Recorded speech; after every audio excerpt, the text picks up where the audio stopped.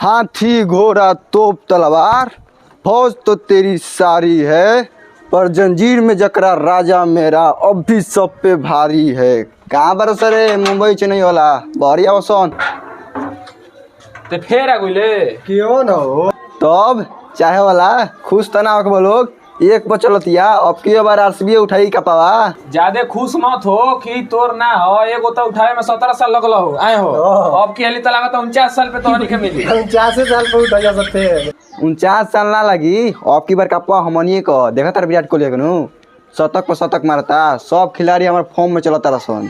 एकर बुझाता देखो तारे सुदर्शन आ सुमन गिल के ऑरेंज कप में 1-2 पे बारसन तोर तो टुक टुक तो कोनो लोगते नहीं खे। हां भैया तो सही कहला हाँ। टुक टुक तो कहीं नजर नहीं खे दूर दूर तक मुंबई चेन्नई लगे तो बस के बात नहीं खे तो दूसरे पे कूद बसन। ए मर्दे तो हद क देले बा हो एकरा के टांग के ले चल जाऊं 4 16 सुई देवल जाओ चलो चलो ले चलो तो जाना तर भैया हां एकरा कब के 49 वाला सुई मत देवल जाओ हाँ, हाँ। एकरा के पारे घाट लगा दियो रोज रोज दुआरी पे आ जाता है हां एकर ठीक हो तारा चलो एकर के पार घाट करो।